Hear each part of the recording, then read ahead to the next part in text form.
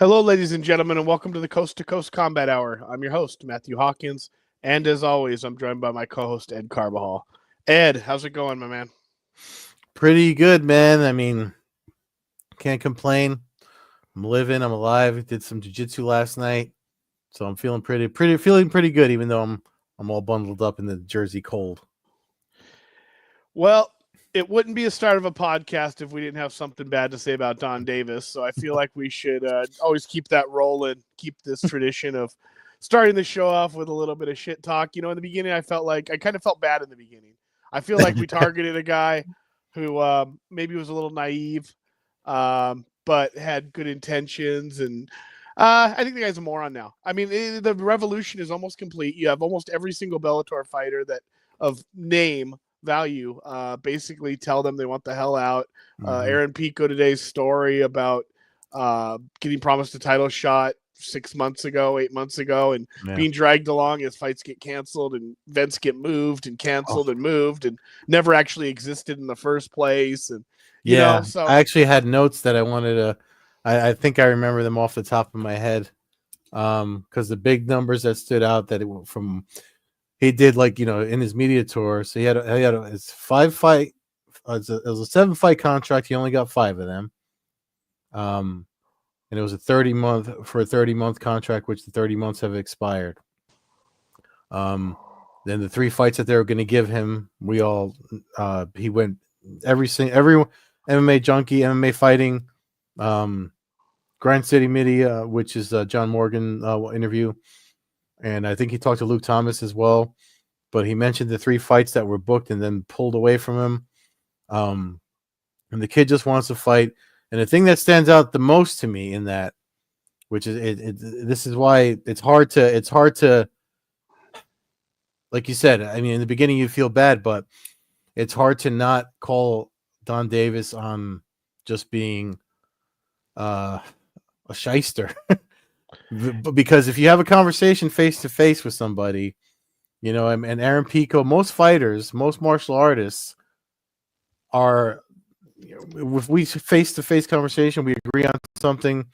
It should. I know that's not business, but that your word is your bond. You know, that means something. And if you say something to someone's face, smiling and happy and shaking hands and taking pictures, and then you don't do it, that's messed up. Yeah, I mean, it's just listen. We know promoters there's a shady line that goes through a lot of the promoters, you know, and they many times that there's stuff that has to be done and changed. And but I listen, from day one they've fumbled the ball with Bellator, and it's just not there. I don't know when they're, you know, I know I guess they got shows coming up. I don't know when they are. I don't know where they're at. Or we're not until July, right? July's the first PFL event. No. I don't even know when these shows are. Like, so their world tournaments begins in April. Several dates in April up until the first week of May at the Universal Studios in Orlando, in Florida, in some backlot that they have on the lot there. Okay, that's right. And that's for the world tournament. But that doesn't include many. You know, we don't know. We had the Logan Storley's in the tournament. I'm trying to remember. They sent out the roster. Actually, if you subscribe to the newsletter, it's all in the newsletter. But so that and today they announced the champions, whatever they're calling it now, a new franchise or whatever he's calling it now. It's too much. A lot of people have already chimed in and said that you're doing too much. We don't need franchises. We don't need to know about the MENA series, the Dublin series. Like, just do PFL, and this is the tournament. Or just don't do the tournaments anymore, and just the PFL events, and just stick to something that's not a smokescreen sort of announcement, because it's like a lot of flair and there's nothing going on. And you got fighters like not just Aaron Pico, but Johnny Eblen starting to speak up. And all the other ones with the whole thing with Patricio Pitbull we spoke about already. And then there's other fighters that are just kind of like Corey Anderson. I'm trying to think who else. Patchy Mix obviously is another big one that it's like, what is going on? What is going on? And I know they're friends, but you know, if Aaron Pico He's flat out saying, "I don't want to fight for you. I just don't want to because of how everything's been handled. Why would you even want to bother holding the kid up for matching rights? This doesn't make sense to me." So is that what it is? His contract's expired, but he's gonna. There's a year of matching, Mm-hmm. So we're gonna have to.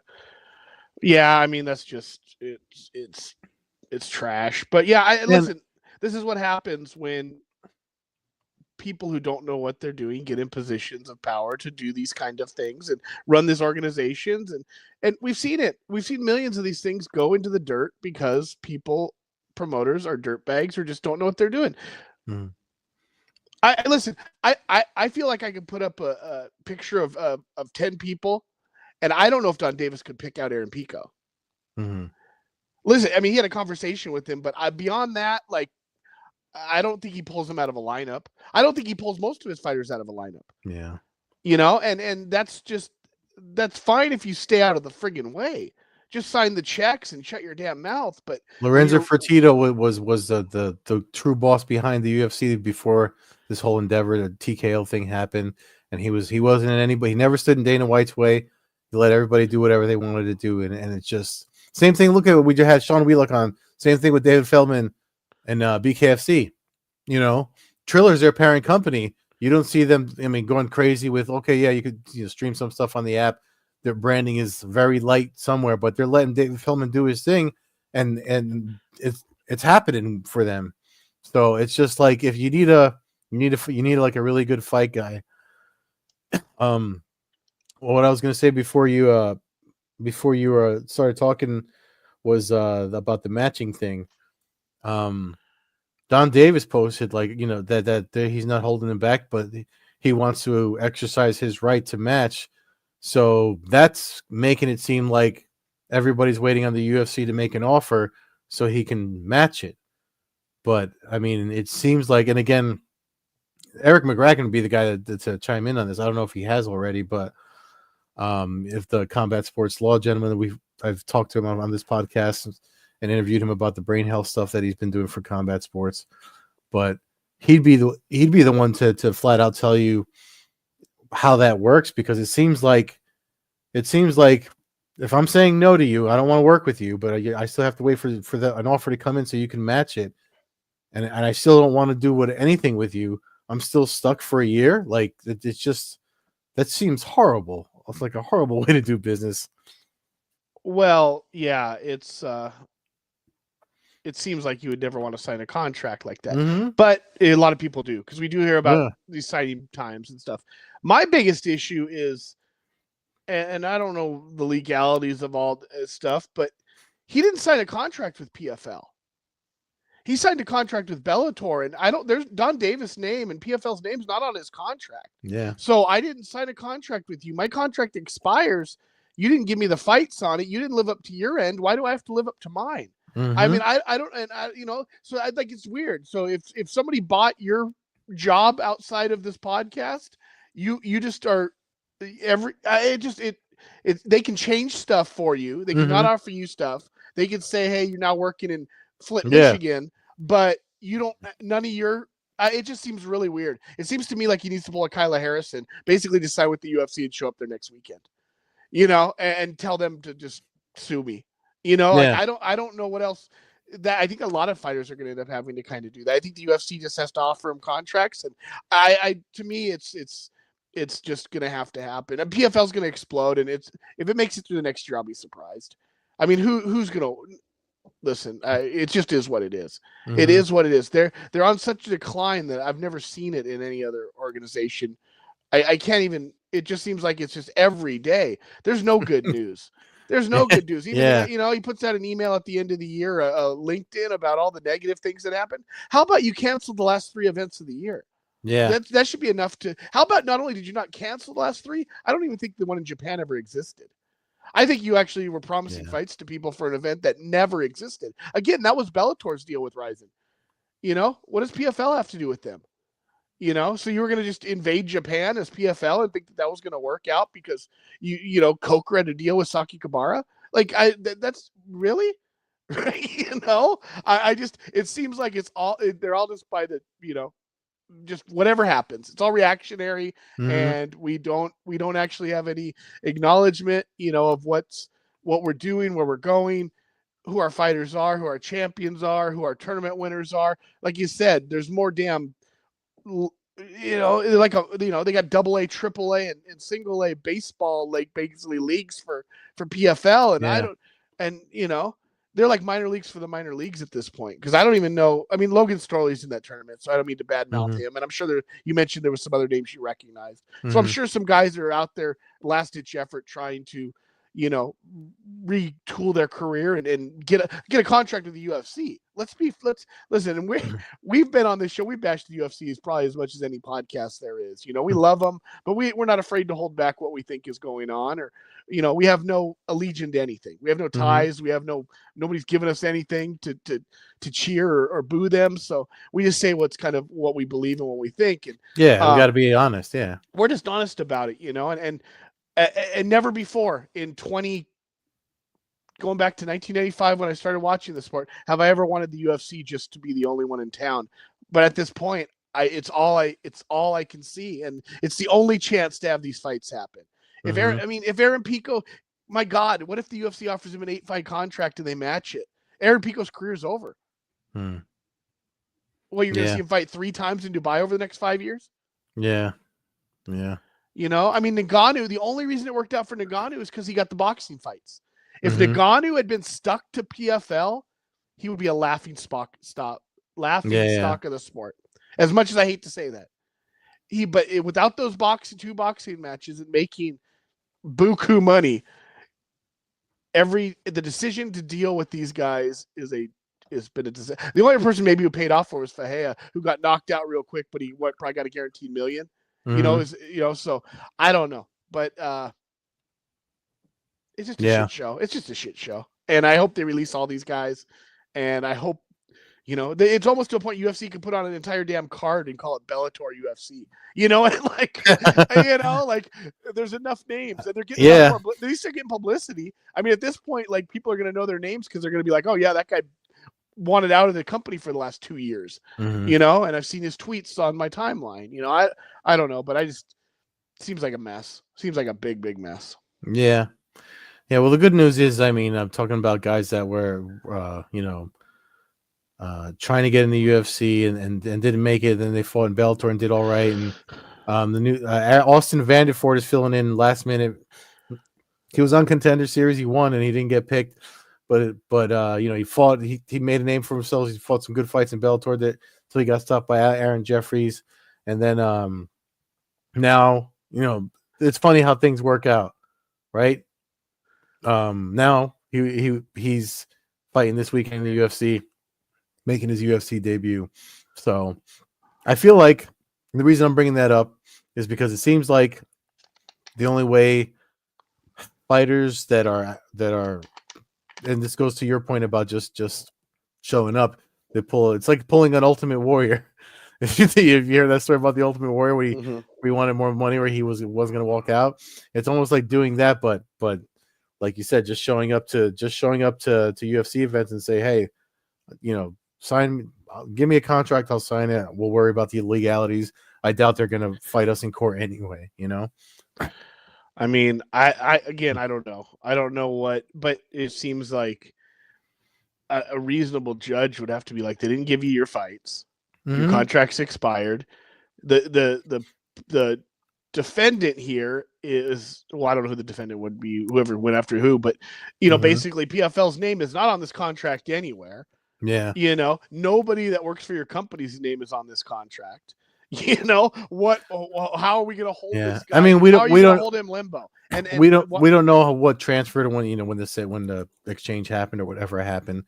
So I mean, we can't really speak on like contract specificities, but one of the things, like you said, it's to your point, one of the things that Aaron Pico said, I think it was when he talked to MMA Junkie, it was either the Grind City one or the MMA Junkie one, where he said the same thing. He's like, I signed a 7-fight contract, you only gave me 5, and then you canceled 3.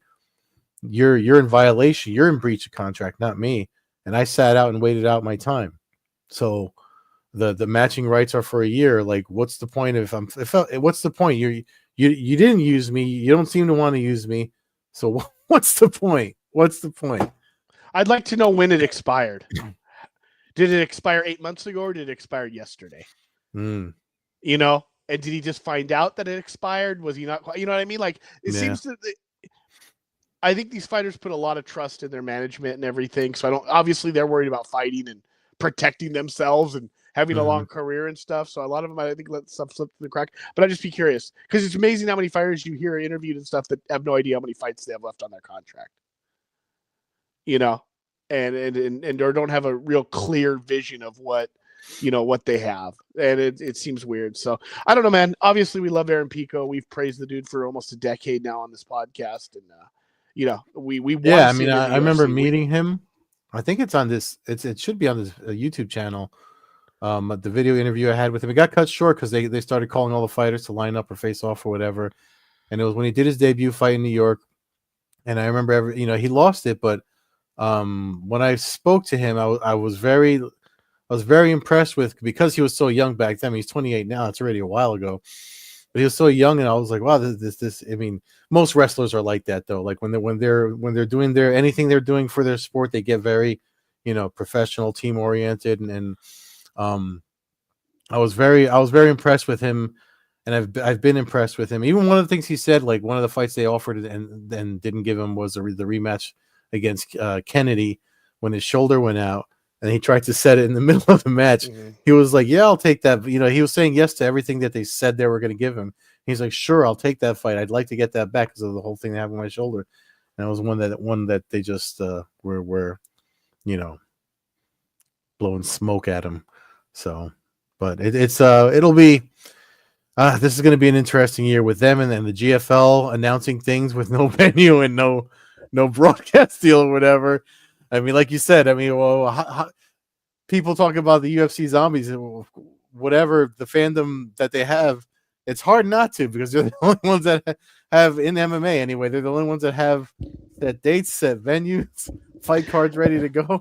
I mean, that's it. The only thing keeping me, or keeping us negative on the UFC at this point is just their price points for things. Everything else, like, okay, I think it's been a pretty fair run of good main events that they've had, good, decent fight cards. And I did see there was a Dana White announcement coming out tonight. I hope it's not. I hope it wasn't anything that's going to derail anything on the upcoming pay-per-view that actually I am attending. I have a feeling it might have something to do with dolls or action figures.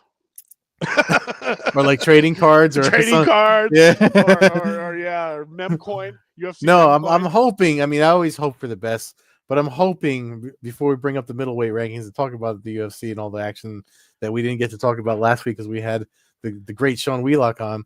But I'm hoping it has something to do with what we just talked about. I'm hoping he's going to say, guess what, Aaron Pico, I'm having lunch with him on Friday or something. You know what I mean? Like, I just hope it's something like that. Well, it could be Pitbull, because there was an early report this morning that Pitbull had signed with them. Might have been a false tweet. It was deleted by one of those knuckleheads on Twitter. But a lot of times when there's smoke, there is fire too. Yeah. It's just people. Your tweet said it best. Unless it's Big Marcel or Nolan King who post a fight. Yeah. Don't take it seriously. It's just. And I forgot what Nolan King's being on here. He told us the formula. Like one of the first times he came on and how he always did it. That's one of the reasons Junkie picked him up, because he's been doing that since he was with Flow Sports, RIP Flow Sports, and the OGs from there. But like there's a way to do it, and it's pretty much like you have to verify things before you just blurt them out. You can't just, because if I shared everything that I thought I made a mistake once, and Jay Petrie corrected me when I saw a fake Van Damme sequel to like some fan-made trailer, and I mean it had nothing to do with MMA, but I was so impressed with how it looked. I shared it. I was like, oh wow, this is gonna be great. And Jay Petrie was like, hey dummy, that's fake, and I was like, oh wow, I completely thought that, like, I owned it, but it's just like not every people try to own things more for I think I don't know if I've said this on this podcast, but there's hey, look at me, instead of actually trying to tell a story or about something or someone else. It's all about the eyeballs they get on themselves and not the subject, which bothers me a lot. So, but anyway, Speaking of about the the subject, there you go. Take it. UFC. We've had a lot of middleweight main events, and I thought it would be, since we didn't get to talk about it last week. I wanted to bring up the rankings for the middleweight division because I don't know where you sit. I mean, who's going to be? I think about what MVP said. MVP said when he fought his middleweight fight, which he's not staying at, but as far as we know, he had said, he kind of said that the division is up for the taking right now, just like the welterweight division is, and it's hard not to agree with that. So if we bring up the rankings right now, Dricus du Plessis is the champion. He was talking about fighting Khamzat Chimaev. Strickland stays at number 2. I know Imavov is number 1. Bo Nichols all the way down to number 15. Cannonier's at number 7, who fought last weekend. There's just been a lot of middleweight action, and I just feel like we need to kind of play around with how this division can get. I mean, du Plessis said that the money fight, the fight that the fans want to see, which I kind of would like to see, it would be him and Chimaev. The problem is Chimaev, so what somebody said, don't put him out in the cold, or because if he's not getting sick, he can't get a visa, and although I know he's got one, but I don't know. What do you think, man? What fights make sense? My first thing that I do is I look at the division, right? Now, you have the top 15 here. Mm-hmm. I mean, let's just be honest with each other. Look at this list. Of those 15, who's probably never going to be a world champion? You start at 15, I'll go with Bo Nickel. Bo Nickel could be a champion. He's young enough to do it. Roman Kopylov, probably not. Michel Pereira, probably not. Anthony Hernandez, he's young. He's got some talent. Who knows? Well, I'll give him a pass right now. Paulo Costa, no. Roman Dolidze, probably not. Brendan Allen, perhaps. Vittori, no. Cannonier, no. Bahalo, perhaps. And then you get up to the big names. Strickland, I don't see Strickland winning the title again. I don't think he's adapted his game enough. I think he won his title. I think people have caught on to his style, and his blueprint is now written for him. Yeah. Adesanya, I said it last week or 2 weeks ago, probably I guess 2 weeks ago now. I don't think he wins the title again. But now that I look at this list, it sure gets tighter, because I really think we're looking at probably like 5 or 6 names in this division. Yeah. With that said, I feel like Adesanya could do it again. I don't know why. If he's given a title shot against Sean Strickland, I don't think he beats du Plessis. We saw what happened his last fight with Imavov. I don't think he beats Chimaev. I mean, I think Chimaev essentially could end up being the title division of this champion. Or if he stays at 185 and he's able to fight, that's the whole thing. Like, if he was able to fight, he would have already had a title fight 2 years ago. Yeah. Something's going on with him. So I don't know. I mean, the more I look at this list, unless Imavov is able to beat du Plessis might be able to run this division for a while. If that Chimaev fight never happens. Yeah. The only reason I feel like Adesanya can do it, because if Imavov, and again, we got to remember who votes on these things, but if Imavov could sit at number 1 right now, and I know he won, he got the KO/TKO against Adesanya, but Adesanya was winning that fight before he took that hit.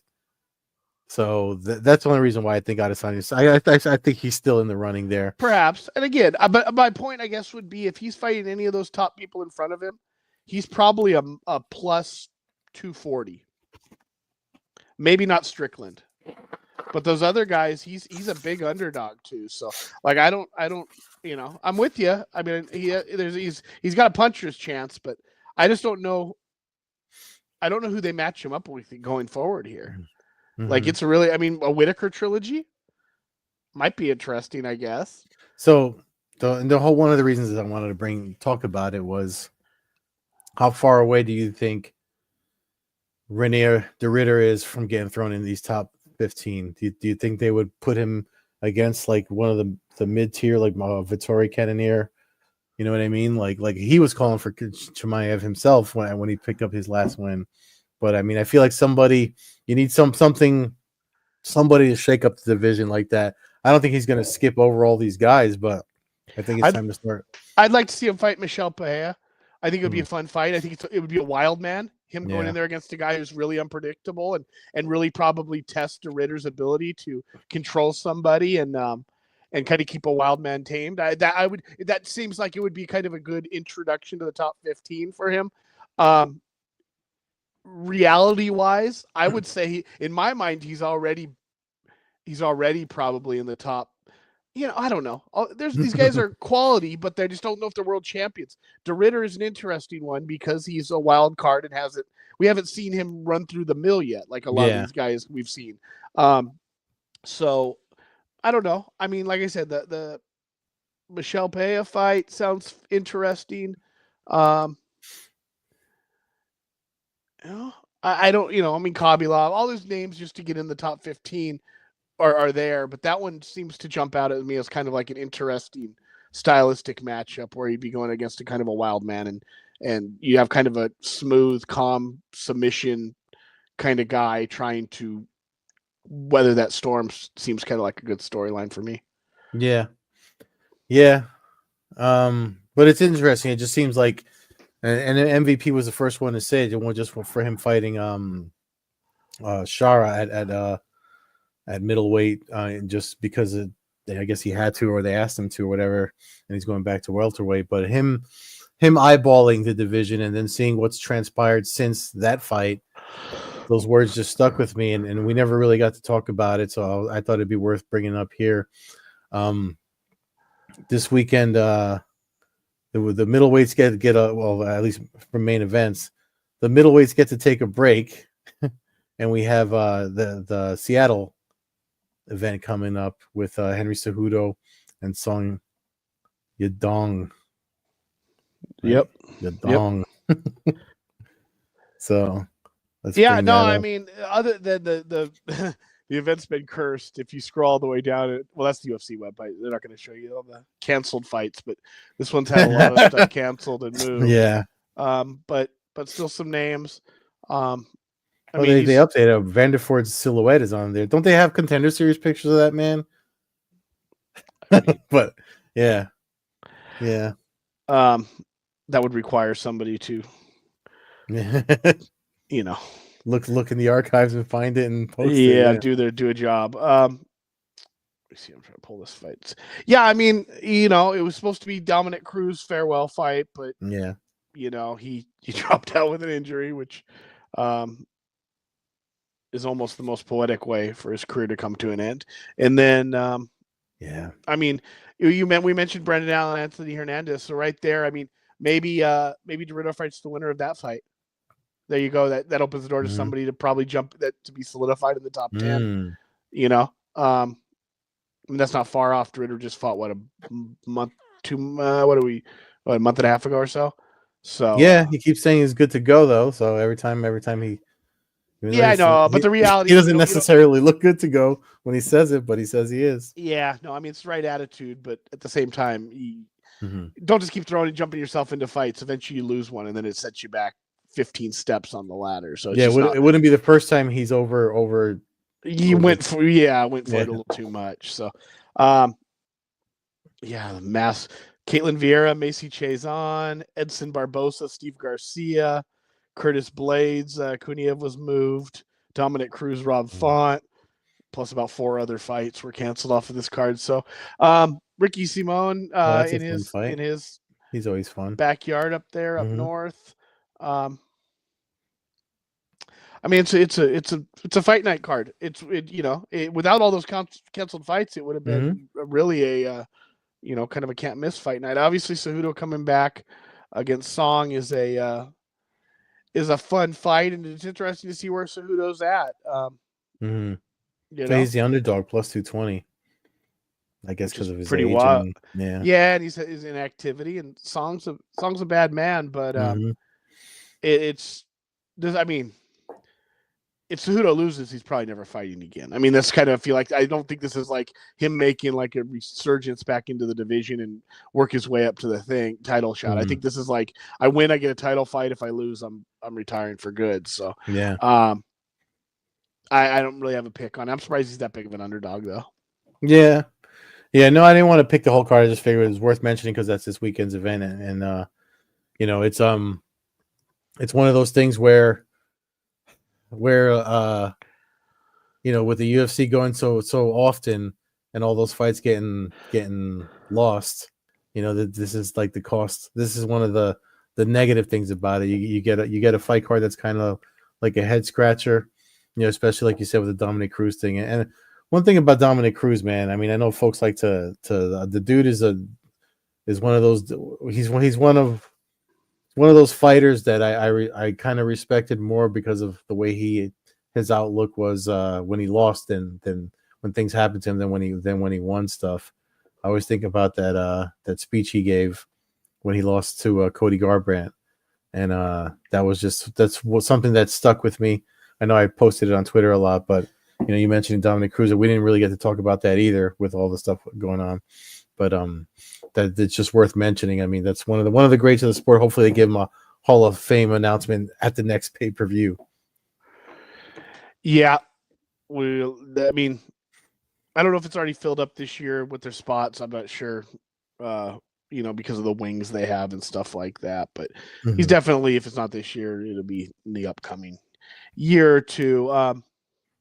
Yeah, good card. Is that a ESPN? Are we ESPN? ESPN Plus. Okay, so.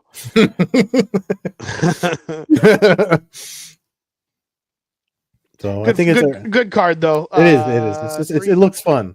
3 p.m. Eastern start time on ESPN Plus. So again, anything with a live crowd is a positive right now for these fight nights. Make them all better anyway. You know, like I'll watch an event just because there's a live crowd. Studio fights just are hard for me to swallow. I don't. It's 3 p.m. your time, 6 p.m. my time. Oh no, no, that would be 9 p.m. my time then. The prelims start at 6 p.m. It's on the website. Okay. Oh, I see what you're saying. Yes. 3 o'clock my time, 6 o'clock. Yeah. All right, I'm all thrown off. Anyways, all right. Well, I think that wraps it up. You know, maybe in the future we'll be talking Fedor Rothwell, and me possibly going into hiding. But until that world engulfs us, you can follow the show at Combat Hour on Twitter, Coast to Coast Combat Hour on Instagram. Follow Ed at Carbazol on Twitter, Carbeersol on Instagram, and Old Head Carb on Twitch. Thanks for listening, everyone. Enjoy the Fight Night Seattle this weekend. Support BKFC, support PFL, support everybody. Yeah, we want everybody to get paid, survive, and get fights. So enjoy the fights, and thanks. And before we close out, no podcast next week. Stuff is happening that Matt has to be at, and I could use a night off. So there it is. See you in 2 weeks, everyone. Peace.